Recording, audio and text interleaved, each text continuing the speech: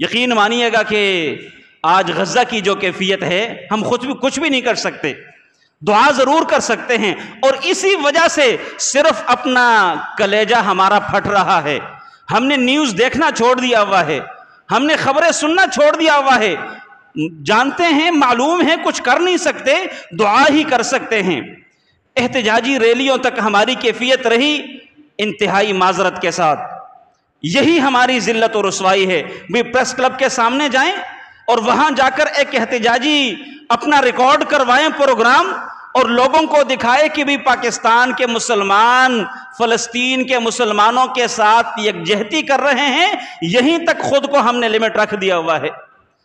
جبکہ اسلام کی بنیاد تو یہ نہیں ہے، اسلام کی بنیاد تو یہ ہے کہ انما المؤمنون اخوہ، مسلمان آپس میں بھائی بھائی ہیں۔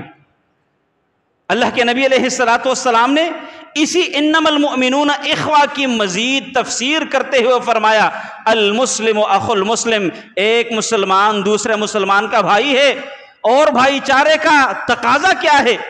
لا یظلمہ، یہ مسلمان اپنے مسلمان بھائی کے اوپر ظلم نہیں کرے گا، ولا یخذلہ، اور نہ ہی اپنے مسلمان بھائی کو بے یار و مددگار چھوڑے گا، ولا یحقرہ، اور نہ ہی یہ مسلمان اپنے دوسرے مسلمان بھائی کو حقیر سمجھے گا۔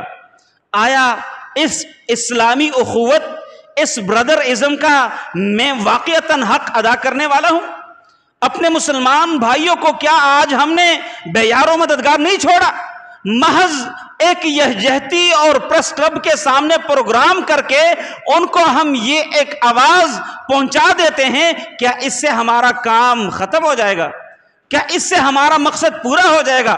کیا ہم یہ کام کر کے اپنے آپ کو مطمئن کر کے گھروں میں ویسے ہی بیٹھ جائیں گے اور ویسے ہی اپنی زندگی گزارنے والے ہوں گے؟ اللہ کی قسم شاید کہ میں خود کو اپنے ضمیر کو اندر سے مطمئن نہیں دیکھتا کہ محض یہی کام کیے جائیں، محض اسی کام کے اوپر اکتفا کیا جائے۔ نہیں بھائی، اس سے آگے نکلنا ہوگا، اپنی سوچ کو تھوڑا وسعت دینی ہوگی، اپنی سوچ کو تھوڑا فراخی دینی ہوگی، اور پھر باقاعدہ طور پر جو ریاستی اقدامات ہیں، جو ریاستی اسٹریٹجی ہے، جو ریاستی پالیسیز ہیں، ان پالیسیز کے مطابق باقاعدہ طور پر ہم جہاد کے لیے خود کو تیار رکھیں۔